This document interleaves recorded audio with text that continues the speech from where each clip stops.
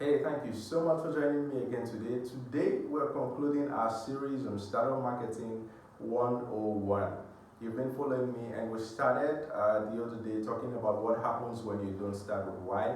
And we said if companies don't craft their branding and their marketing and their message around why, they get to uh, manipulate customers to patronize them, and that involves using pricing, using fear, and all those things. You should follow up. It was really interesting, and we progressed to talk about what happens when companies start with why, and we used Apple as our reference point, which was really interesting.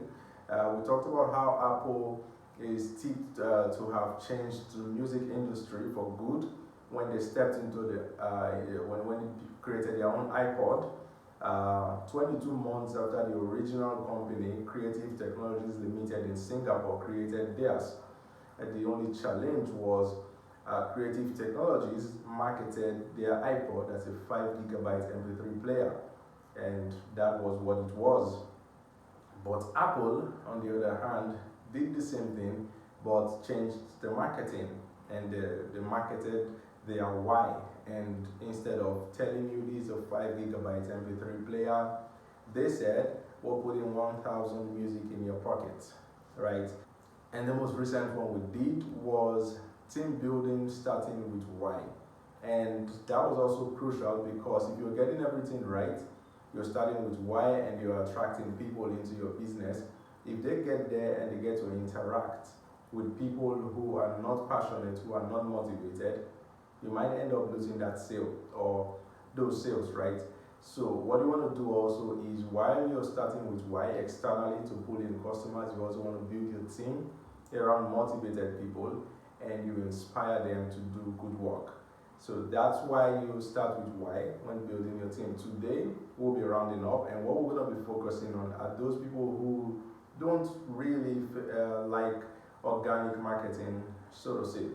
So there are a lot of people who prefer to run adverts, scale the thing up immediately, and you pull publicity stunts, and that's really cool. It has good returns most of the times. But then it's also possible to pull publicity stunts and run adverts and get zero sales, or the sales will not turn out as expected, and that's usually because you've not crafted your branding and your marketing around why.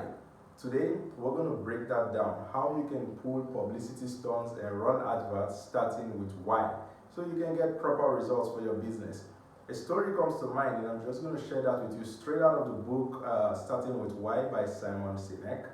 At a particular time, Pontiac Motors decided to pull off a publicity stunt. They decided to give out 100 cars.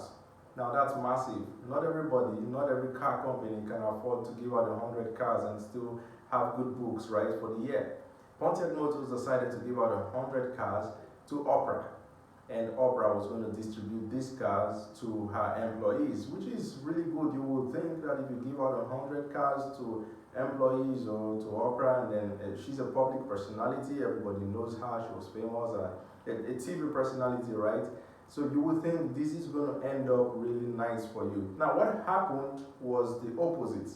It ended up really nice for Oprah, but it ended up badly for Pontiac Motors. Now, the reason it ended badly for Pontiac Motors was nobody even remembered the model of cars that were given out, but everybody remembered Oprah for giving out 100 cars to her employees.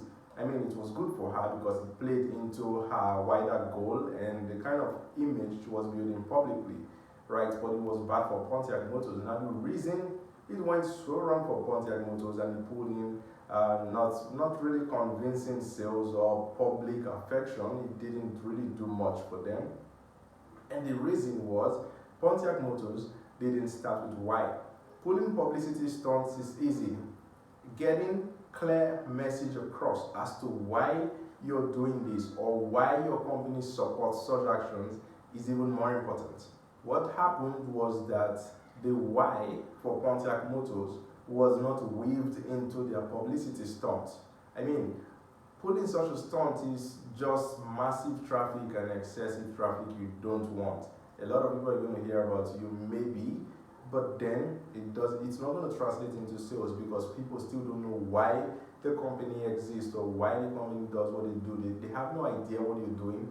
What they see is just another car company giving out a bunch of cars. So basically, it's important to understand that if your why is not clear enough, you're not making sales. You're not inspiring people to take action. And I just want to break this down with another example, which I think is really key. People only make decisions on what after they've settled the why in their minds. People buy iPhones because it's a status symbol. iPhones are status symbols, and only after they've determined that okay, they need this based on the why, do they now start going for the specs, what's the camera quality, what's the size of the internal memory. That's when they focus on the what, but they usually do go after the why, and only after they settle that do they now look for a logical reason, in this case the what, that's the features, and that's when they purchase an iPhone. Dr. Martin Luther did not gather 250,000 people just because they believed in him. No, he was able to pull such crowd because he was able to inspire people to take that belief as their own. So people took the vision, they took the belief, they took the why, and they ran with it. They personalized it.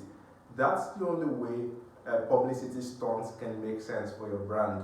You need to be able to inspire a social move, right? Inspire the head mentality, so people take the vision and they run with it. That's when you're weaving why and clarity into your publicity stunts and your adverts. Never run an advert without crafting your why.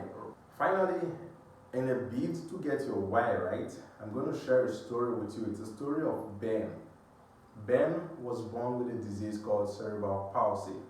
Now, that's a terrible disease. Yeah, you have a lot of pains. It's as if your bones are twisted, everything. So, right from birth, Ben was born with that disease. And what this disease does is it restricts your ability to move, your ability to do things freely because you're in massive pain. But here's the thing with Ben. He's not like everybody else. Ben went for a race. Now, you know race, fastest, right? You have to be the fastest to win. Ben went for a race, and this was what happened. When the whistle went off, everybody started running, not Ben.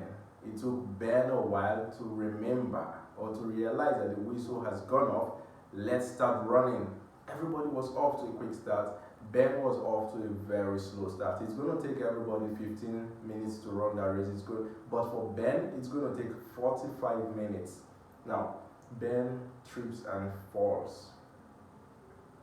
He picks himself up and he continues running. People are at the finish line. Ben continues running. Now, what Ben teaches us is not when you fall, you pick yourself back up and you continue running. No, it's way beyond that. The thing with Ben and his story is that Ben inspires all of us to be better versions of ourselves, not just by encouraging ourselves to pick ourselves back up and start running, but the vital lesson that your why has to be so strong, it has to inspire everybody else to make a decision. Now, this is what happens when people finish running their race. They're going to come back and start running behind Ben, right? And Ben is going to get to the finish line, and everybody's going to share him. He's going to meet a crowd there, and everybody shares him. Ben is the only racer who finishes last, but then he has a whole crowd sharing him. What Ben teaches us is that we are not to compete against others. Your why should clearly show that you are not in competition against others. When you craft your marketing message or your brand message, and it appears you're marketing based on features or price, right? You are getting it wrong. It means you're competing against everybody else. You need to be able to compete against yourself only. Don't compete against everybody else. If you compete against everybody else, nobody helps you. But like Ben, he's not competing against everybody else. He's competing against himself. When he falls, people come, they pick him back up. He keeps running. Now everybody's on his side. That's what Ben teaches us. That when you compete against yourself, when you craft your brand message around your why, right, and you're not competing with others based on features and all those things, people can buy into your vision. So I know you're thinking about how you'll be able to craft your why. There are 3 questions you have to answer so you fully understand how you can craft your why. Number 1, what do you believe? What's your inspiration? Question number 2, what do you offer? That's what's your unique selling proposition, your USP. Question number 3, now you talk about the logical features that you can give to people, right, that will make them purchase from you. Answer these 3 questions and you're close to developing your why. Now, I trust that you've learned a whole lot from our book review on Simon Sinek's Starting with Why. If you have questions, I'll be happy to answer. If you have questions around crafting your brand message or your why, I'm also happy to answer. Do also push an email to me or respond using your favorite social media platform where we are active, and I'll be happy to reach out to you. Thank you so much for joining me today. Thank you for joining us today.